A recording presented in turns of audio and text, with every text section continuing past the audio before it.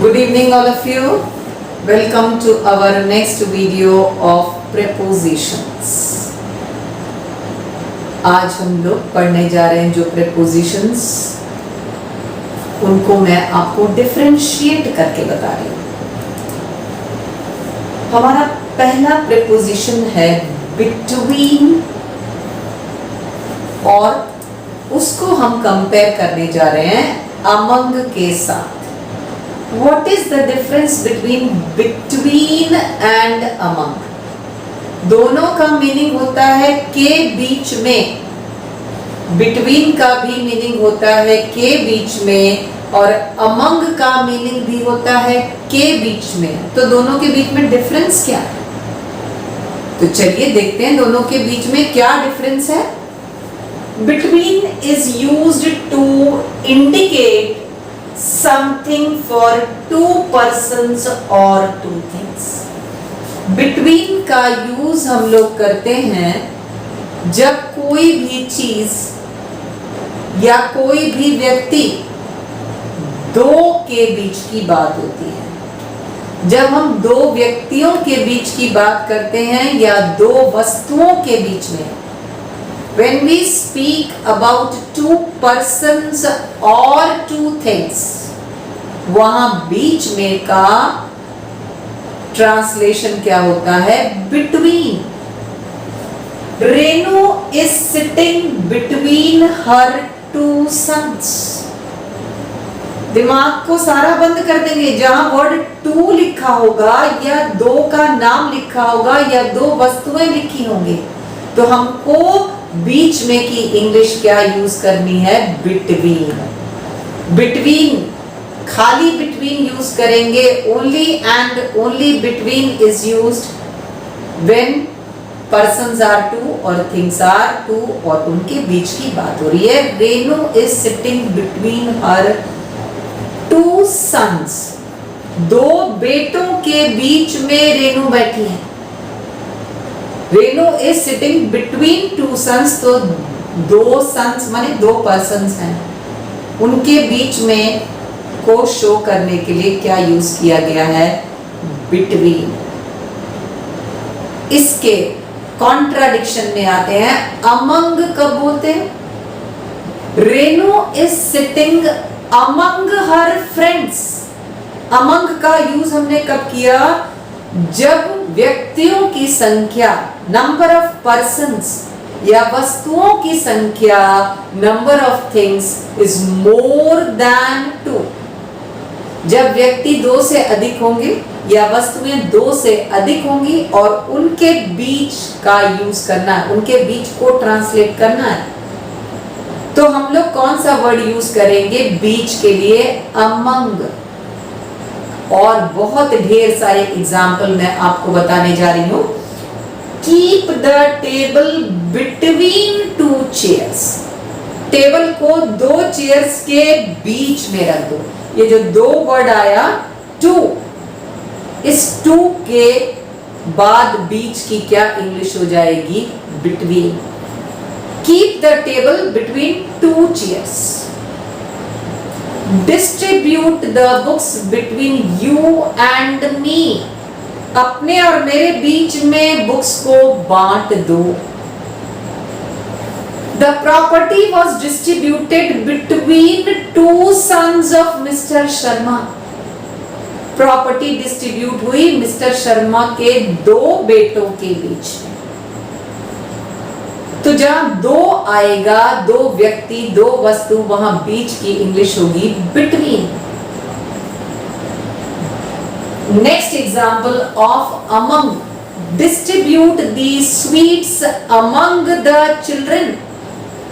Children क्या हुआ? दो से अधिक या एक से अधिक, एक को चाइल्ड बोलते हैं, ढेर सारे प्लूरल को चिल्ड्रन बोलते हैं। तो बच्चों के बीच में मिठाई, टॉफीज बांट दो, तो बीच में की इंग्लिश क्या होगी? अमंग होगी। Distribute these sweets among the children. I am sitting among my friends. मैं अपने दोस्तों के बीच बैठी हूं।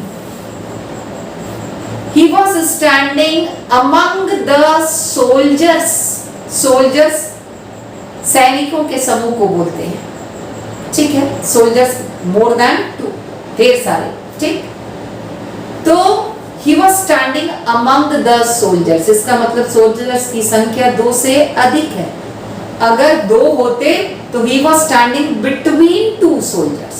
2 से अधिक है, he was standing among the soldiers. Virat Kohli was standing among the players. Virat Kohli कहाँ खड़े थे? प्लेयर्स के बीच में. Prime minister was standing among the ministers. Prime minister was standing among the ministers.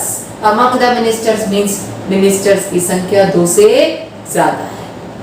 तो 2 के बीच में कोई चीज होगी तो बीच में की इंग्लिश होगी between. 2 से अधिक के बीच में कोई चीज होगी तो वहां बीच में का ट्रांसलेशन होगा among. Coming to our next preposition, अगले प्रेपोजिशन पर आते हैं. 2 वर्ड्स beside और besides. BESIDE beside और BESIDES besides. देखने में तो खाली एस का फर्क है, लेकिन मीनिंग में जमीन आसमान का फर्क है. कोई रिलेशन ही नहीं दोनों के मीनिंग के बीच में. BESIDE beside का मीनिंग होता है नेक्स्ट टू, बगल में, पास में, निकट. The famous Lord Shiva temple is beside my house. Famous प्रसिद्ध लॉर्ड शिवा का टेम्पल मेरे घर के पास में है, बगल में है. The famous Lord Shiva temple is beside my house. Pragati is sitting beside her brother. तो प्रगति अपने भाई के बगल में बैठी है. प्रगति अपनी बहन के बगल में बैठी है. प्रगति is sitting next to her sister को क्या बोलेंगे? प्रगति is sitting beside her sister. Pragati is sitting beside her sister. Pragati is sitting beside her brother. Pragati is sitting beside her friend. Pragati is sitting beside her parents. अपने माता पिता के बगल में बैठी है. So अब आती है बात besides की. एस लगने से ही पूरा का पूरा मीनिंग चेंज. Besides का मीनिंग होता है इन एक्स्ट्रा, कुछ अधिक, के अलावा, के अलावा. Besides buying a book, I bought 2 notebooks. Book खरीदने के अलावा मैंने 2 नोटबुक्स भी खरीदी. Besides buying a book, I bought 2 notebooks. तो बुक खरीदने के अलावा, के अलावा, के अलावा की इंग्लिश क्या हुई? Besides. Besides buying a book, I bought 2 notebooks. Besides dropping me to the station, my father carried my luggage. मुझे स्टेशन पहुंचाने के अलावा मेरे पिता ने मेरा लगेज भी उठा लिया. Besides praising me, the teacher gave me a prize. मेरी प्रशंसा करने के अलावा टीचर ने मुझे प्राइज, पुरस्कार भी दिया. Besides giving me my tiffin, my mother gave me a chocolate. मुझे टिफिन देने के अलावा मेरी माँ ने चॉकलेट भी दिया. So besides means something extra, in addition to, के अलावा. And beside means next to, बगल में, पास में। आगे बढ़ते हैं, फिर से बात आ गई बीच में। बीच में कितना कॉम्प्लिकेटेड हो गया। Use of amid, AMID, amid and amidest, AMIDST, amid and amidest। ये भी बीच में का ही ट्रांसलेशन है, लेकिन प्लेस रिलेटेड ट्रांसलेशन है। प्लेस में मिडिल को बताने के लिए, व्यक्ति और वस्तु के मिडिल में नहीं बताने की बात हो रही है, स्थान के बीच में, प्लेस के बीच में का ट्रांसलेशन इंग्लिश में होता है एमिड, एमिडेस्ट, एमिड, एमिडेस्ट। There was a small cottage amidst the big buildings। एक छोटी सी झोपड़ी थी बड़ी बड़ी बिल्डिंग्स के बीच में। अब बिल्डिंग्स ना पर्सन है ना थिंग है।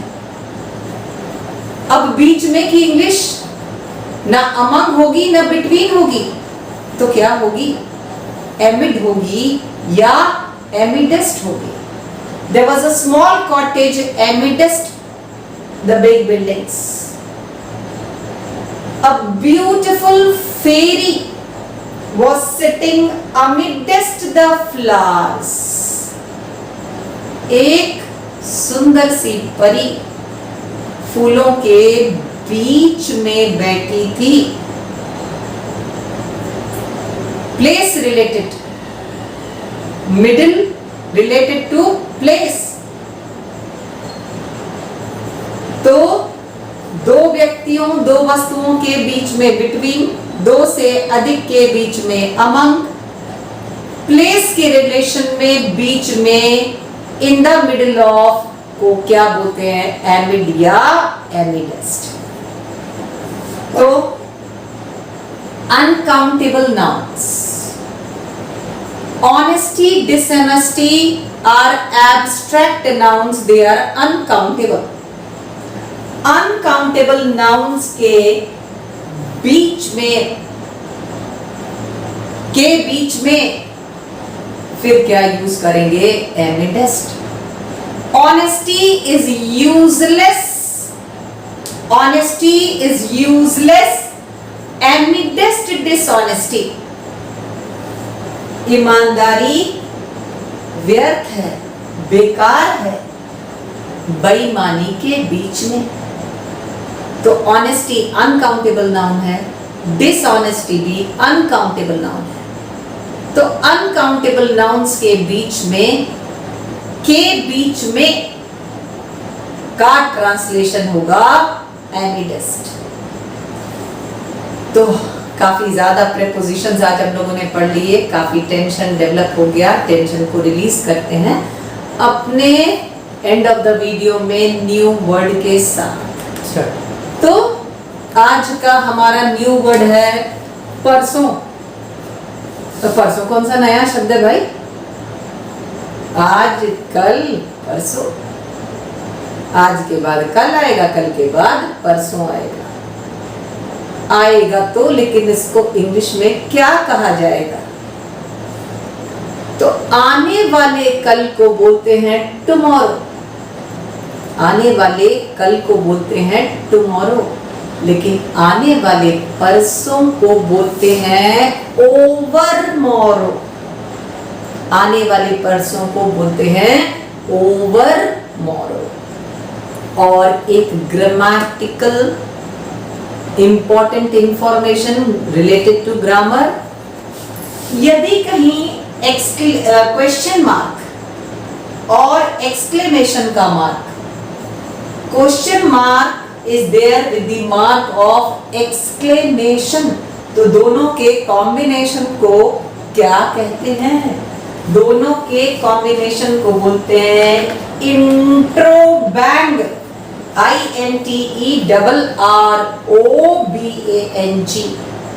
combination of question mark with mark of exclamation is known as intro bang. So, releasing your stress. Goodbye. See you all tomorrow. कल हम लोग सीखेंगे कुछ कम्युनिकेटिव इंग्लिश, कुछ बातचीत की कॉमन इंग्लिश। तो टेंशन मत लीजिएगा कि बहुत ज़्यादा प्रेपोजिशन हो जा रहा है। सो बेल आइकन को दबाएंगे, चैनल को सब्सक्राइब करेंगे, लाइक भेजेंगे अगर आपने लाइक किया है तो। Thank you so much.